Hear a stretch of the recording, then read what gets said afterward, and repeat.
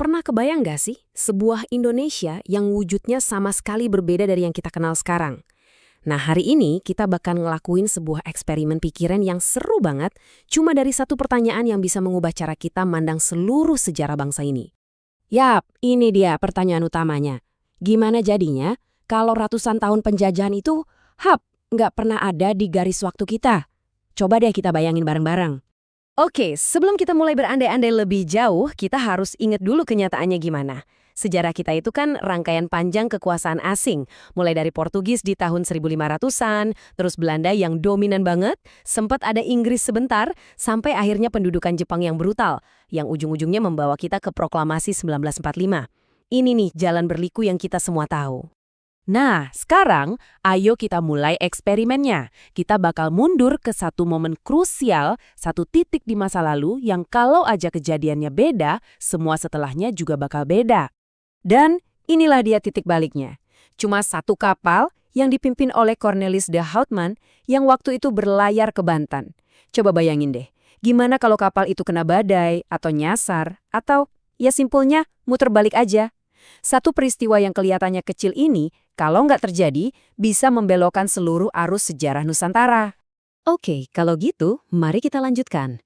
Gimana wujud dunia ini tanpa penjajahan? Tanpa adanya kolonialisme sebagai kekuatan yang, meskipun secara paksa, akhirnya menyatukan kita, yang kita lihat bukanlah Indonesia, melainkan sebuah mozaik, kumpulan kerajaan-kerajaan yang berdaulat. Nah, yang ini, yang paling fundamental. Coba kita renungin ya. Nama Indonesia itu nggak akan ada. Bendera merah putih nggak akan pernah berkibar. Bahasa Indonesia sebagai bahasa persatuan nggak akan lahir. Bahkan rupiah yang ada di dompet kita dan lambang Garuda Pancasila, semua simbol yang mendefinisikan kita sebagai satu bangsa ini adalah produk dari perjuangan bersama. Sebuah sejarah yang dalam skenario ini nggak pernah terjadi. Sebagai gantinya, kemungkinan besar kerajaan-kerajaan kuat yang ada waktu itu akan terus eksis sampai sekarang. Coba bayangin, Kerajaan Mataram di Jawa, Kesultanan Gowa di Sulawesi, atau kesultanan-kesultanan besar lain di Sumatera dan Kalimantan, semuanya bisa jadi negara merdeka sendiri-sendiri, kayak Thailand atau Jepang di zaman modern.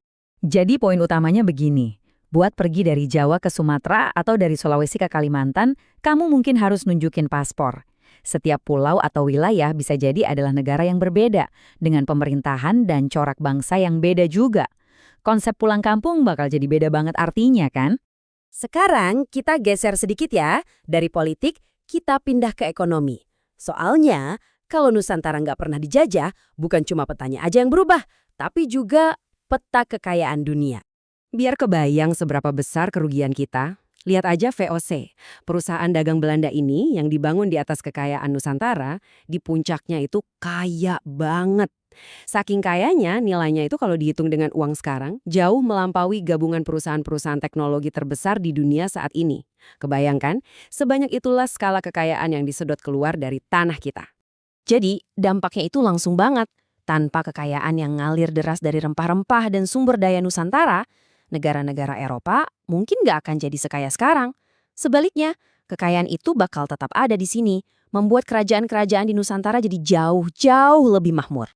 Wah, dunia alternatif tadi emang seru banget buat dibayangin.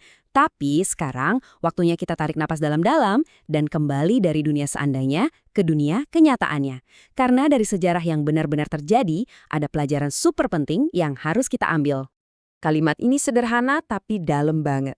Kenyataannya, Cornelis de Houtman memang sampai. Penjajahan memang terjadi. Dan sejarah kita dibentuk oleh realita itu, bukan oleh kemungkinan yang lain. Dan realita itu pahit. Memori kolektif kita itu penuh sama luka. Kerja paksa, politik adu domba yang bikin kita pecah, suara-suara yang dibungkam, dan hak-hak asasi yang diinjak-injak. Sebuah penderitaan yang emang sengaja dirancang untuk membuat kita lemah. Ini adalah warisan kelam yang nggak boleh dan nggak akan pernah kita lupakan. Nah, disinilah letak pelajarannya. Sejarah kelam itu bukan buat diratapi terus-menerus sebagai dendam, tapi untuk dijadikan pengingat. Pengingat untuk apa? Untuk bangkit, untuk bersatu, dan untuk berjuang bersama-sama menjadi bangsa yang cerdas, kuat, dan hebat seperti yang seharusnya. Jadi, setelah kita melihat lagi masa lalu dan membayangkan jalan yang berbeda, pertanyaan yang sebenarnya itu justru untuk masa depan. Sejarah itu kan nggak berhenti. Bab selanjutnya yang mau kita tulis itu tentang apa? Nah, itu pertanyaan buat kita semua untuk kita jawab bareng-bareng.